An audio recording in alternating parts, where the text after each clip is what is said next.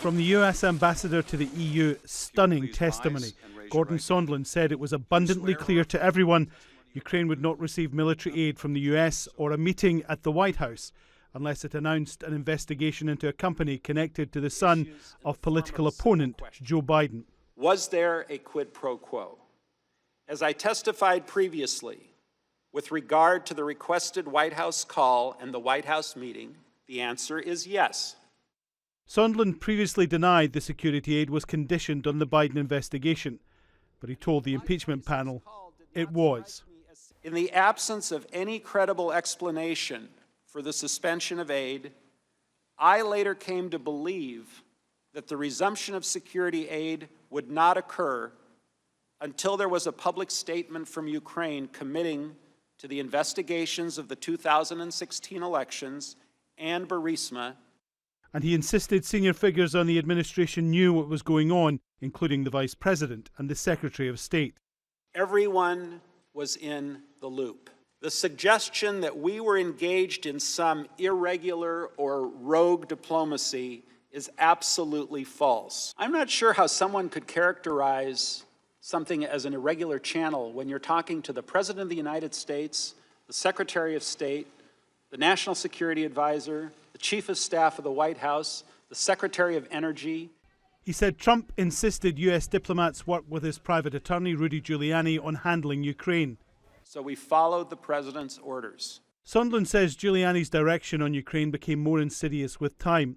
In early July, a coveted White House visit for Ukrainian President Volodymyr Zelensky was dangled as a reward for Ukraine's cooperation. But later, Sondland testified it became apparent that the $400 million in security aid was also on the line. Sondland testified that in a phone call with the Oval Office, he asked Trump an open-ended question: what did the president want from Ukraine? The answer? He wanted nothing, and Republicans and the president claims that proves the impeachment hearing is a waste of time. It's over. And some of the fair press, of which there isn't too much, said this thing is over. Nancy Pelosi's incompetent. She's got nothing done in Congress.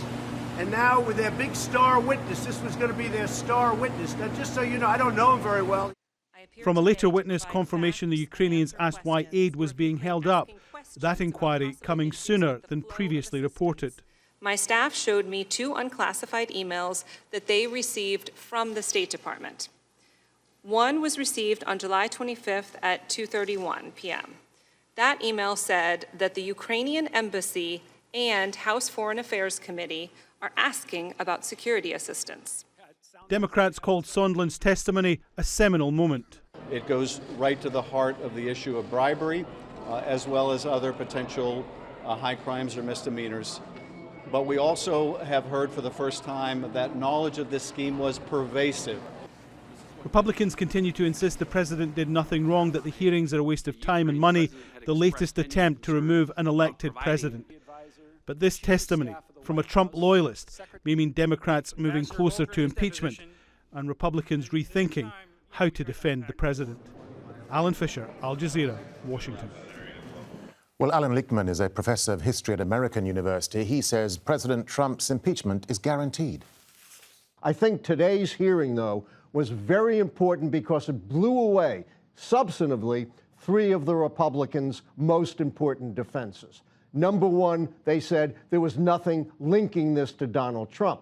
Well, Gordon Sondland, who has direct access to Donald Trump, directly linked it to Donald Trump, directly through a directive from Donald Trump, through Donald Trump's personal attorney, Rudy Giuliani, who Donald Trump also said President Zelensky should contact after he asked him for these politically connected investigations. Secondly, Gordon Sondland blew away the defense that there was no this for that. He said absolutely Rudy Giuliani told him that there was a quid pro quo, that they would not get the critically needed meeting with Donald Trump in the Oval Office unless they announced these investigations. Thirdly, we've heard from Laura Cooper, which blew away the Republicans' defense that, oh, the Ukrainians didn't even know about this until maybe late August. They were expressing concerns on the very day that Trump had his conversation with Zelensky.